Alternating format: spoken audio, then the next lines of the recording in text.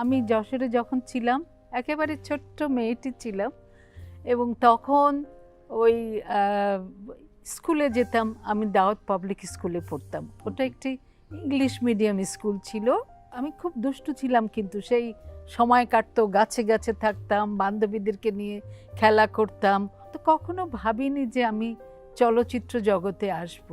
যখন সুচন্দা আপা চলচ্চিত্রে অভিনয়ের সুযোগ পেয়েছেন তখন ঢাকায় এসেছি।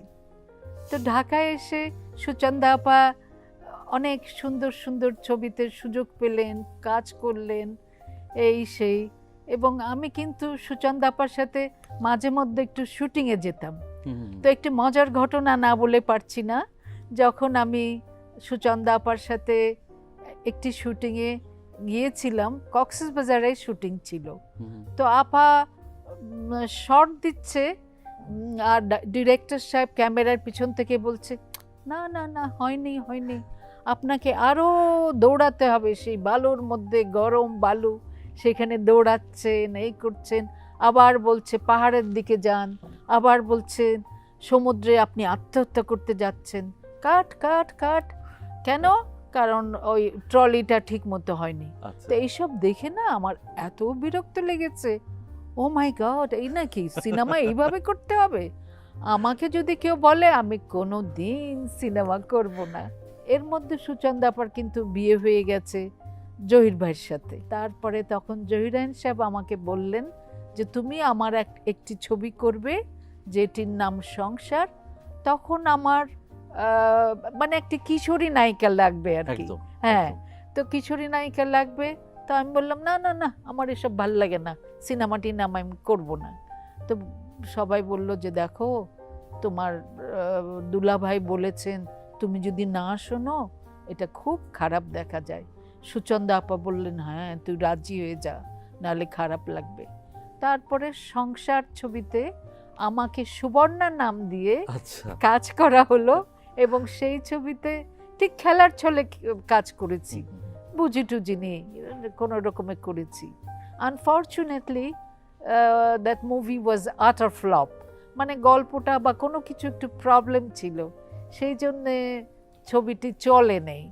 যাই হোক, তারপরে আবার আমি আমার মতো লেখাপড়া করে যাচ্ছি, বন্ধ হয়ে গেল আমার কাজ করা সিনেমাতে। তারপরে বেশ কিছু পরে জহির ভাই একটি ছবি বানাবেন তৎকালীন পাকিস্তানে, উর্দুতে, ওয়েস্ট পাকিস্তানে শুটিং হবে। সেখানে আর্টিস্ট থাকবেন নাদিম, শবনম বেগম, আমাদের শবনম, যিনি ওই সময় ওখানে অনেক ছবি করতেন, এবং সাবিহা, সন্তোষ, রোজিনা এইসব কাজ করবেন। আমার ডাক নাম পপি, জানেন আপনারা। তখন আমাকে এই করলেন, আমার নামটি দেওয়া হলো ববিতা। আচ্ছা, ববিতা নামটা দিয়েছে, ওই ছবির প্রডিউসার ছিলেন ক্যামেরাম্যান আফজাল চৌধুরী, এবং ওনার স্ত্রী ভাবি বললেন যে আমি ওর নাম দেব ববিতা। তো সবাই বলছে ববিতা নাম তো ভারতে একজন আছে, এটা কি দেওয়া ঠিক হবে? বললো সো হোয়াট, ববিতা আমাদের দেশের মেয়ে হবে, আমাদের ছবিতে করবে, ওটা নিয়ে আমরা চিন্তা করছি না। এই তারপরে সেই জলতে সুরজকে নিচে, এবং এত কঠিন, সেটা হচ্ছে উর্দুতে ডায়লগ বলতে হবে, এবং খুব একটা ডাবিং সিস্টেম না, একদম ডিরেক্ট সমস্ত সব মাইক্রোফোন একদম উপরে, এবং আমাকে উর্দুতে মুখস্থ করতে হবে, উর্দুতে ঠিক প্রোনাউন্সিয়েশন ঠিক থাকতে হবে। এইভাবে আমি ওই ছবিটি করলাম। কিন্তু ছবিটি করার পরে ওটা স্কেডিউল প্রবলেমের জন্য আর শেষ হয়নি। তখন জহির ভাই বললেন না, মনটা খারাপ হয়ে গেল, পপিকে তো দিয়ে মুভিটা করতে পারলাম না, আচ্ছা এবার একটা বাংলা ছবি করব।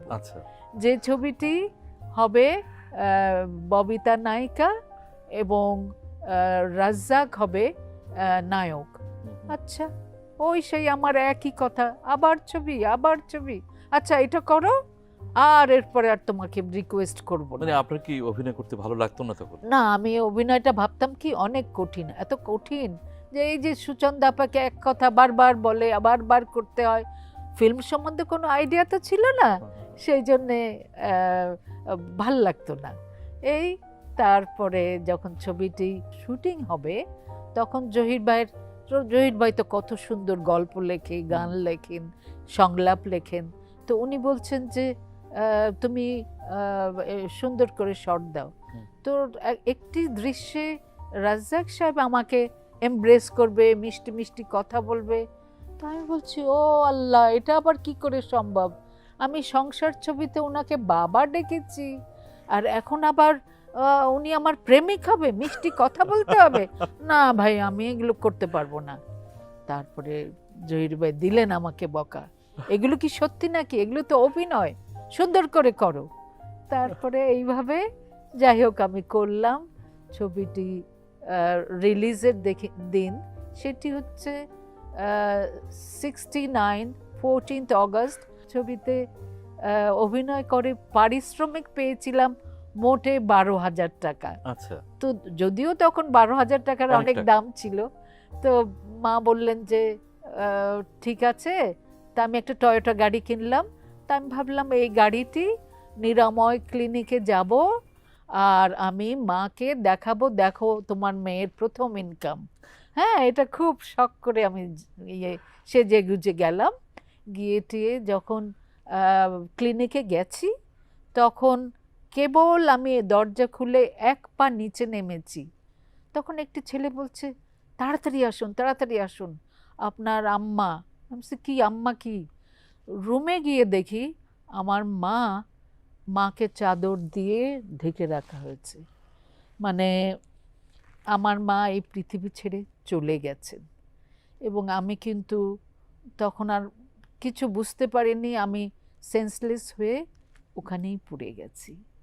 এটাই আমার দুঃখ যে আমি আমার মাকে আমি গাড়িটি দেখাতে পারলাম না, আমি কেমন অভিনয় করলাম মা জানতে পারলেন না। এটা আমার প্রচণ্ড একটা কষ্ট ছিল। সত্যি কষ্টের। হ্যাঁ, মা হারানো খুব কষ্ট।